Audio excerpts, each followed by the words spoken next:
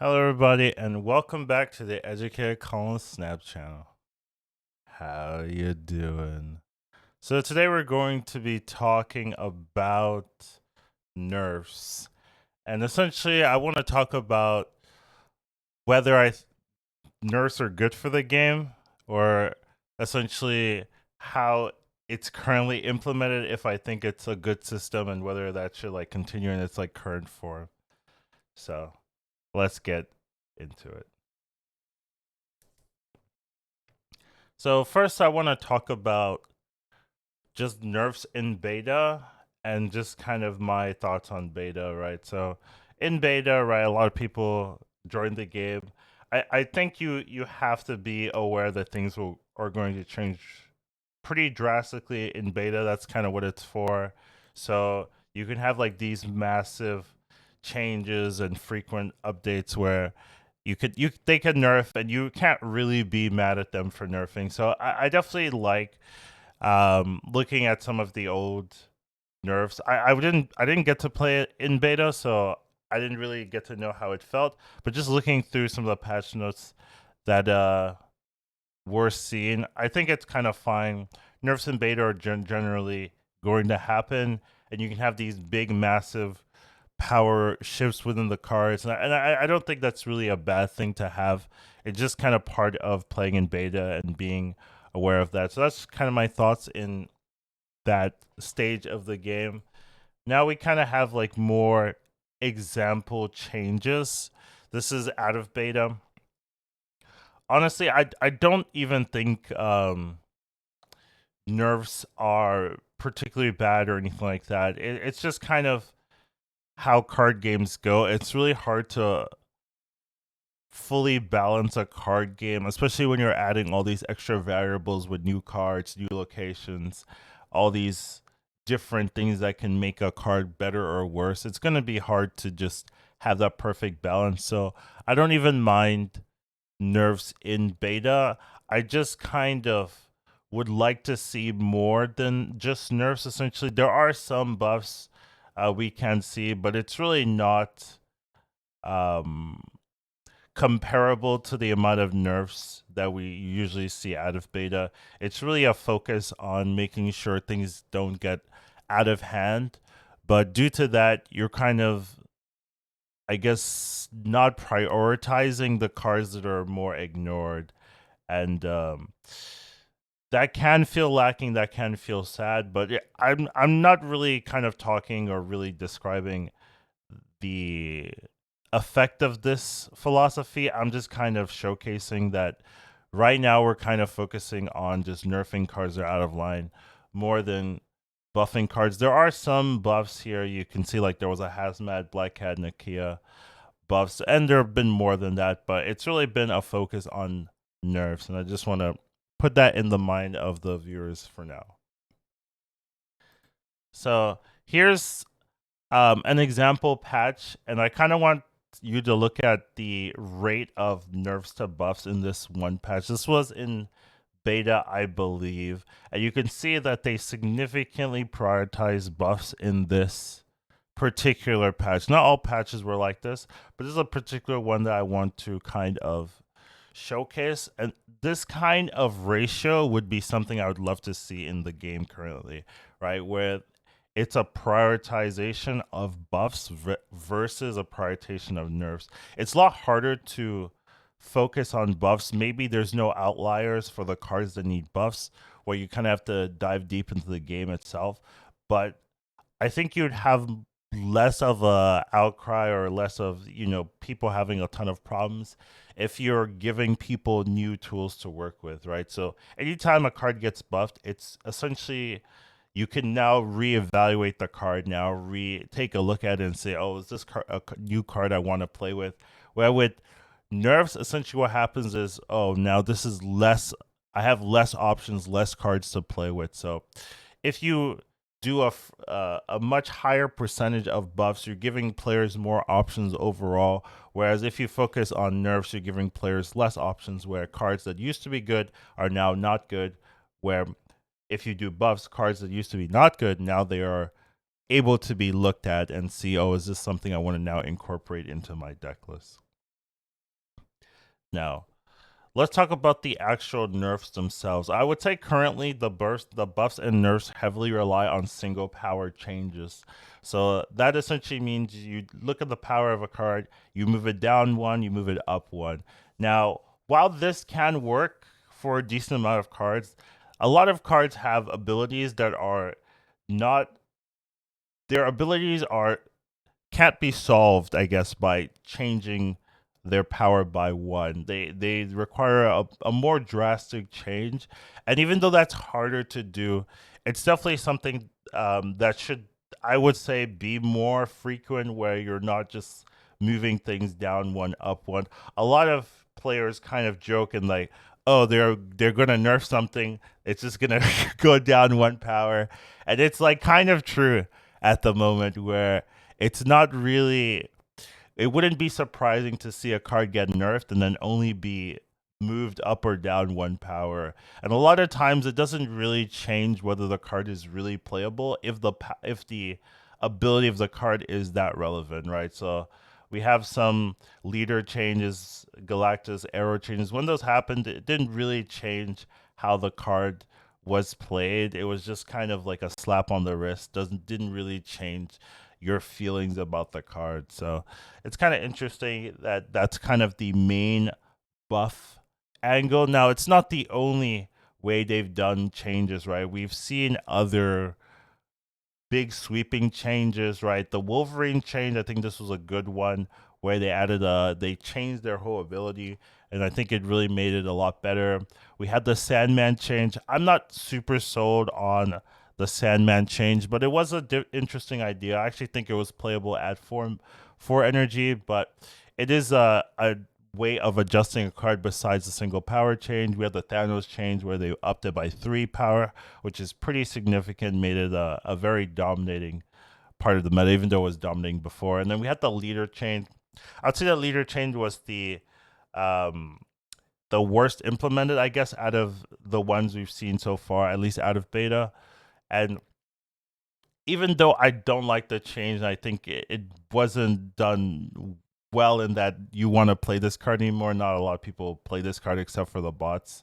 Um, I do appreciate them at least attempting, new ways of buffing and nerfing cards, because I think the single power changes a lot of times can be relevant, but for more, I guess, more cards that are based around their ability and less on their power, these single power changes aren't really going to be big indicators of whether a card will become less or more played. So let's talk about the balancing act itself. So they kind of thankfully gave a post about how they go balancing, and I kind of want to just discuss it a little bit. So let's kind of read it. Let's talk about our general process for balancing Snap.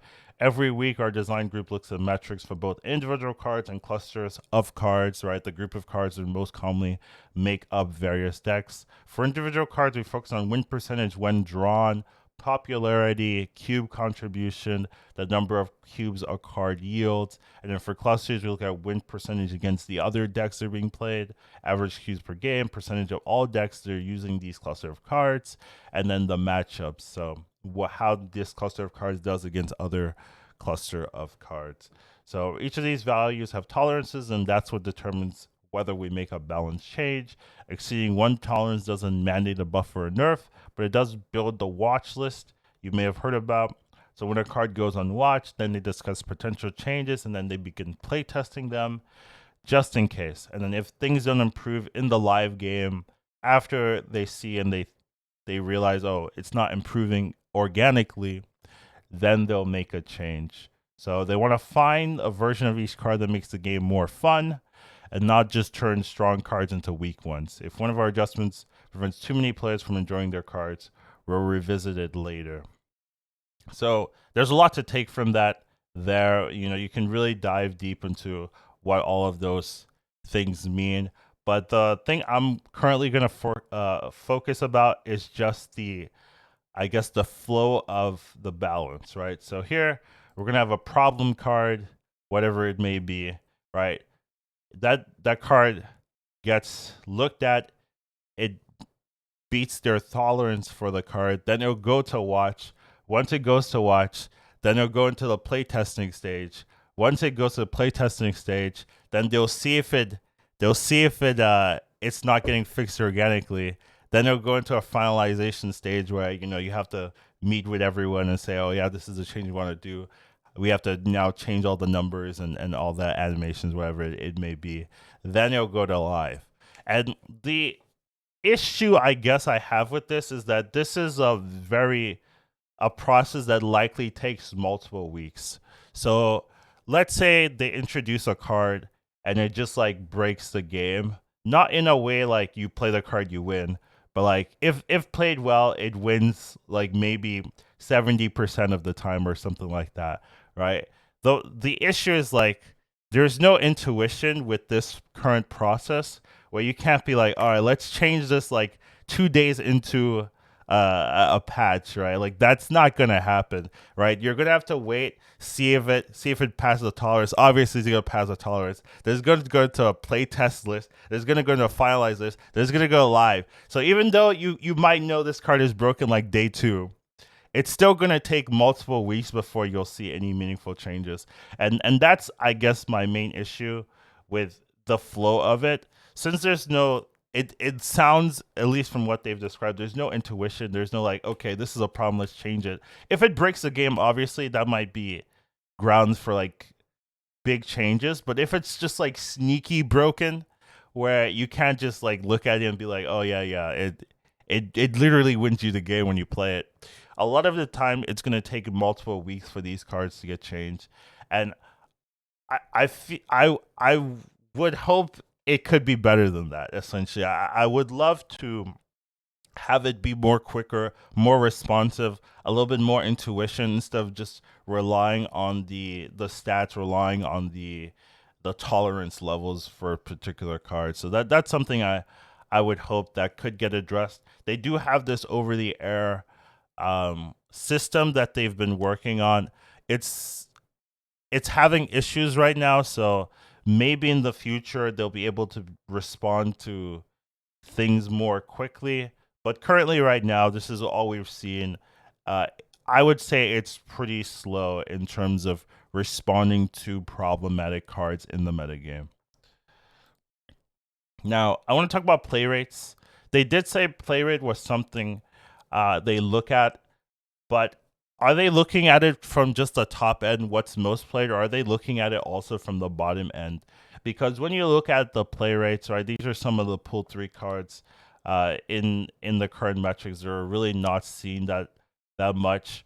Are these play rates an important tolerance, right? Is there like a lower level of play rate where you want to make sure cards are being played? Is that something that's being considered, or is that just not being considered because they're like, oh, once we add this one card, then like stat share, then maybe Black Bay will be played more or something? Is that in their philosophy? We don't really know, but from an outside looking in, right, I would say that especially cards with low play rate and low, I guess, average win rates, those cards could be looked at being addressed, because a lot of these cards have been, I would say, bad since they've been introduced. Not all of them, but a decent amount of them have been bad, at least from their current implementation. Crystal has been changed, right? But right now, I would say it's in a pretty bad place. It could be adjusted there, and obviously you can look through this and say, oh yeah, the number of these could be adjusted, blah blah blah. But regardless, I just want to talk about the impact of play rates, and I hope they're looking at play rates not just being played in like 50% of games, but also the cards being played in less than 1% and things like that. Those I hope are also being looked at to be buffed. Now, the main topic I want to talk about is just like some issues with the current nerf structure. This is like the main thing I really want to address. Right now, the strong cards get played by beta playing players. So usually when cards come out, they go straight to Series 5, and those Series 5s cannot be accessed by most players that are still in Series 3 or collecting the Series 3 cards. And most players, even if they've collected the Series 3 cards, they aren't paying and they don't have that the means, the funds to get those new cards every single one as they come out. So a lot of times, the beta players, the paying players, those are the cards going to get access to the new and the strong Series 5 cards. Now, those cards will get discovered.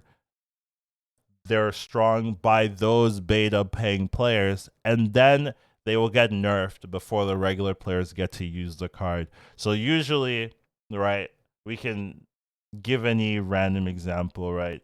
Galactus or Thanos or whatever, right? Let's say those cards are really strong when they're released. The paying players will get access to it, will play it, will figure out it's busted. Then second dinner will see that, look at this, the tolerance, be like, oh, those cards are winning a ton, and then they'll nerf it. And then by the time the regular players get to use it, they're nerfed. So what happens is most regular players only get to play with nerfed versions of cards, and that's just gonna feel bad to anyone that's had to deal with a card while they were strong and oppressive, right? So let's say Thanos gets changed, and then it's not as oppressive as it is right now.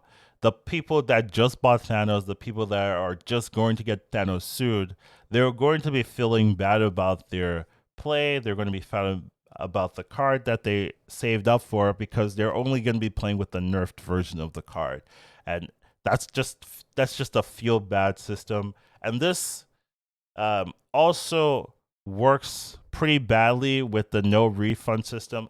I do agree with this no refund system. I think if you added a refund system, it's gonna mess horribly with the economy of the game, and you can't, in this current climate, do something like that and have it feel like very good. So I do agree with the refund system. I just think that right now it causes players to feel cheated, frustrated, and not very happy with their purchases. Because let's say you save up for Shuri or something, you buy the Shuri, and then 2 weeks later it gets nerfed.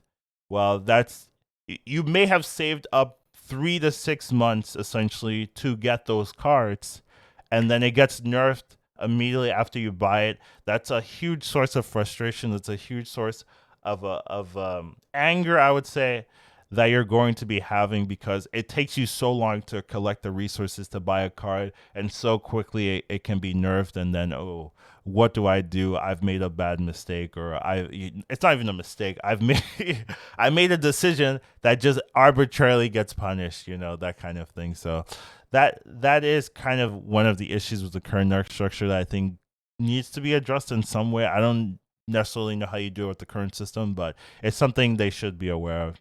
And then because of this, it's just hard to commit to a purchase if you think it's going to be nerfed later on, right? So you look at a card, you're like, ooh, this card is strong. But then do you think to yourself, oh, this card is strong. Wait, that means it could get nerfed. Maybe I shouldn't buy it. And that's just a weird philosophy to have. Oh, the card is strong. Maybe I shouldn't buy it because it could get changed, and there goes all my resources. So it's almost like you're looking for the cards that are secret OP or something like that, where they're strong but they're not popular, so they're not really liable to be getting nerfed. And that's just a weird way, because usually the popular cards are strong, right? Like it's not like you're good. There's a lot of like super OP cards that are just not being played. If they're OP, someone will find a way to abuse it, and then it will just be popular. So it's just a hard system to really wrap your head around, where you look at a card, you want to buy it, but you think, oh, maybe I shouldn't buy it because it's strong enough that it might get nerfed. So those are some of the issues with the current nerf structure that I hope they can deal with in the coming futures. I just wanted to address it, and I've heard people asking me on my thoughts on this thing, and this is just like my answer to that. So overall, I didn't want this to be super, super long, but are nerfs healthy for Marvel Snap? I would say they are. It's hard to argue that nerfs aren't good in card games. You need to react to the meta. You react to um things updating. Like there was a very current tournament where all four of the top four were playing the same deck, right? And if things like that are happening, right, then you have to you have to look at the meta game and say that's probably not a healthy meta game. So I do think nerfs are good for the game, but the way they're implemented currently causes a lot of frustration to players, especially the ones that don't have access to the nerf cards, right? So basically, a card is strong, they don't get to play it, and then they just beat you up with the nerf card, and then it gets nerfed, and then they move on to the next OP. But then once you get the card, you're just playing the nerfed version, and it just doesn't really feel that good, right? It kind of reminds me of Leader. Leader was very oppressive, and then they nerfed it, and then all the new Series 3 players that get Leader is like, ooh, this card used to be really good, now it's a slap in my face. So that kind of thing is just not a great feeling to consistently give to your player base, which is currently, I feel, what's happening. And I just hope they can find a elegant solution to this. So some things I would love to see. I would love to see more meaningful buffs and more transparency. That one slide where they had literally maybe 80% buffs versus the couple of nerfs. That kind of stuff is much more appreciated because you're giving players more options, right? Every buff is a I get to reanalyze the card and how does it work now, where every nerf is okay, now I have less options, less cards that really work well that I get to play with. And then just more transparency. I would just like to know whether a card is looking to be nerfed, looking to be changed, earlier than a month after it's been dominating the meta, right? So we recently got a Twitter post on Shuri and Thanos, and I think most players already knew these were problems, but it's nice to know, especially early on, some of the cards being looked at. It'll help people prevent bad buys in the token shop, and it'll help people like know, okay, these are the cards that I should be looking out for, and not being too sad if it gets changed because I knew ahead of time, things like that. And then also just having a maybe a centralized place for this, besides just Twitter and Discord would be nice. I have to like scrub Twitter, so especially right, all the designers have their own Twitter and stuff like that, and if you're not following them, it can be hard. And Discord also can be interesting if you're not in that Marvel Snap Discord. And it's not they're not posting like game announcements or anything like that. You have to like go deep into the conversations or questions and answers and stuff like that. And let's say you just only looked at the Marvel Snap website, you'd have no idea that Shuri or Thanos are being addressed because you'll just see the patch notes, and it's just like the one for the new season, and you won't have any idea any of this is going on under the scenes. So just having a cool centralized place where you could like be aware of things instead of having to look through all these different places would be cool. But that's like whatever, honestly. If the meta game is fine, this doesn't matter at all. So all in all, that's just my thoughts on nerfs and whether it's healthy. Obviously, I do think they are healthy. I do think they're necessary, but the current system kind of causes frustration, and I hope they can find an elegant solution. That's all I wanted to talk about. Hope you guys enjoyed this one. Don't hate me for it. I'll see you in the next one, and take care. Educated Colin Snap. Once you watch him, you won't go back. He'll teach you to Marvel Snap. Your skills will be